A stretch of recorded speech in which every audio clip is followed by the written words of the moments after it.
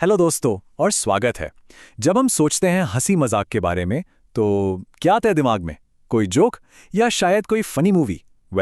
आज हम हंसी की इसी मजेदार दुनिया में घुसने वाले हैं आपके English chapter humour and laughter के थ्रू। तो रेडी हो? चलिए शुरू करते हैं। तो चैप्टर की शुरुआत ही होती है ऑड्री हेपबर्न के इस सिंपल से पर कितने पावरफुल कोट से। मुझे वो लोग पसंद हैं जो मुझे हंसाते हैं। मतलब कितनी सच्ची बात है ना। हंसी मजाक ही तो दोस्ती की पहली निशानी होती है। और यही हंसी, यही पूरे चैप्टर का समझ लीजिए सेंट्रल थीम है। अब जरा इस कार्टून को देखिए। एक डॉग है जो डॉक्टर डूलिटल बुक पढ़ रहा है और रैबिट्स को बता रहा है ये एक ऐसे इंसान के बारे में है जो जानवरों से बात करता है। और रैबिट का जवाब सुनिए, इंसान बात नहीं कर सकते। फनी है राइट? असली मजा इस बात में है कि जानवरों को लगता है हम इंसान बात नहीं कर सकते, जबकि हम तो इसका बिल्कुल उल्टा सोचते हैं। ये जो पर्सपेक्टिव का उल्टा पुल्टा होना है ना, बस यही तो ह्यूमर है। तो इस जनरल आइडिया से अब थोड़ा आगे बढ़ते हैं और सीधा चलते हैं चैप्टर की मेन स्टोरी में। अब हम मिलने वाले हैं पिकविक क्लब से, जो आई मस्ट से ह्यूमर और ऐसी ही मजेदार सिचुएशंस का एक परफेक्ट एग्जाम्पल है। और ये हैं हमारे मेन कैरेक्टर, हमारे हीरो मिस्टर सैमुअल पिकविक। ये एक बहुत ही भले ओल्ड जेंटलमैन हैं और उनकी सबसे बड़ी खासियत उनकी क्यूरियोसिटी। मतलब हर चीज को जानने की जो एक उत्सुकता होती है ना, वो इनमें कूट कूट कर भरी है। तो मिस्टर पिकविक हैं कैसे? एकदम दिल के साफ हैं। उनकी आंखों में ना एक अलग सी चमक रहती है, चश्मा पहनते हैं और उनकी सबसे बड़ी क्वालिटी, वो हर किसी में हर चीज में इंटरेस्ट लेते हैं। मतलब बहुत बहुत ही ज्यादा क्यूरियस हैं। लेकिन ठहरिए, मिस्टर पिकविक अकेले नहीं हैं। उनके साथ हैं उनके 3 दोस्त, ट्रेसी टपमन, नथानियल विंकल और ऑगस्टस स्नॉडग्रास। और इन चारों ने मिलकर बनाया है द पिकविक क्लब। और इस क्लब का मकसद क्या है? बड़ा सिंपल है, बस साथ में ट्रैवल करना, नई नई चीजें देखना और अपने सारे एक्सपीरियंसेस को नोट करना। एकदम एडवेंचरस लोग हैं भाई। तो आइए, सीन अब बिल्कुल सेट हो चुका है। पिकविक क्लब तैयार है अपने बिल्कुल पहले एडवेंचर के लिए। चलिए देखते हैं कि उनका ये सफर उन्हें आखिर कहां ले जाता है। दिन था 13 मई 1827 का। मिस्टर पिकविक अपने दोस्तों से मिलने के लिए गोल्डन क्रॉस नाम की एक जगह जा रहे थे और उसके लिए उन्होंने एक कैब ली, जो आप समझ लीजिए उस जमाने की घोड़ा गाड़ी होती थी। अब जैसा कि हम जानते हैं, मिस्टर पिकविक तो आदत से मजबूर थे। उनके क्यूरियस नेचर ने उन्हें रोका नहीं। उन्होंने कैब ड्राइवर से एक बहुत ही सिंपल सा सवाल पूछा, मेरे दोस्त, ये घोड़ा कितने साल का है? एकदम मासूम सा सवाल है ना, लेकिन बस यहीं से शुरू होती है एक मजेदार गलत फहमी। और कैब ड्राइवर का जवाब सुनिए। उसने कहा 42। क्या? 42 साल? मिस्टर पिकविक तो ये सुनकर बिल्कुल हैरान हो गए।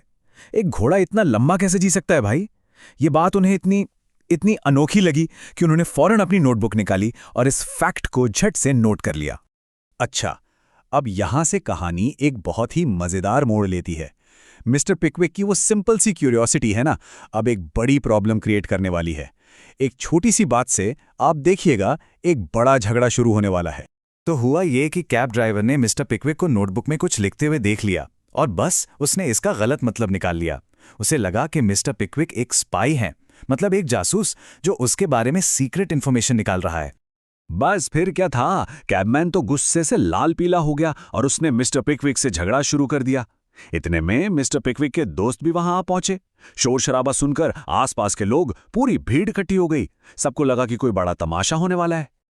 और सिचुएशन और भी फनी तब हो जाती है जब वो गुस्से में कैबमैन चिल्लाता है, आ जाओ, मैं तुम चारों से एक साथ लड़ूंगा। सोच के देखिए, एक अकेला आदमी 4-4 लोगों से लड़ने को तैयार। ये जो इतना बड़ा चढ़ाकर रिएक्शन है ना, यही तो हंसी दिलाता है। और फिर झगड़ा शुरू हो जाता है।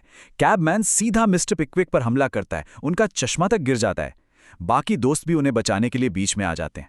एकदम केओटिक और सच कहूं तो बड़ा ही फनी सीन बन जाता है। तो अब सवाल ये उठता है कि अब आगे क्या होगा? क्या ये चारों जेंटलमैन एक कैब ड्राइवर से पिट जाएंगे? इस पूरे मेस से आखिर ये लोग निकलेंगे कैसे? और तभी बिल्कुल फिल्मों की तरह अचानक एक लंबे पतले से अनजान आदमी की एंट्री होती है। एक स्ट्रेंजर। वो आकर झगड़ा रुकवाता है, कैब ड्राइवर को पैसे देकर मामला शांत करता है और मिस्टर पिकविक और उनके दोस्तों की मदद करता है। तो चलिए, फाइट खत्म हुई और हमारे हीरोज बच गए। लेकिन इस पूरी मजेदार कहानी से हमें सीखने को क्या मिलता है? चलिए आखिर में इसके ह्यूमर को थोड़ा सा डिकोड करते हैं। एक सेकंड के लिए सोचिए, आखिर इस पूरी कहानी में हंसी वाली बात क्या थी? ह्यूमर कहाँ छिपा हुआ था? देखिए, ह्यूमर यहां पैदा हुआ एक सिंपल सी गलतफहमी यानी मिसअंडरस्टैंडिंग से। कैबमैन ने मिस्टर पिकविक को जासूस समझ लिया। फिर आते हैं हमारे अजीब क्वर्की कैरेक्टर्स, जैसे हमेशा क्यूरियस रहने वाले मिस्टर पिकविक, और सबसे इंपॉर्टेंट चीज, एग्जैजरेटेड रिएक्शंस, मतलब छोटी सी बात पर इतना बड़ा झगड़ा। इन सब चीजों ने मिलकर एक ऐसी सिली मजेदार सिचुएशन बना दी जिस पर हंसी आ ही जाती है। और बस यही तो ह्यूमर है। हमेशा जरूरी नहीं है कि कोई जोक सुनाया जाए। अक्सर हंसी ऐसी ही रोजमर्रा की छोटी छोटी गलतफहमियों, अजीब लोगों और ओवर द टॉप रिएक्शन से पैदा होती है। तो इस चैप्टर के विश्लेषण को खत्म करने से पहले एक सवाल आप सबके लिए। याद कीजिए, आखिरी बार वो कौन सी बात थी जिस पर आप खुलकर जोर से हंसे थे? इसके बारे में जरूर सोचिए और अपने आसपास के ह्यूमर को नोटिस करना शुरू कीजिए। हम मिलेंगे अगले एनालिसिस में।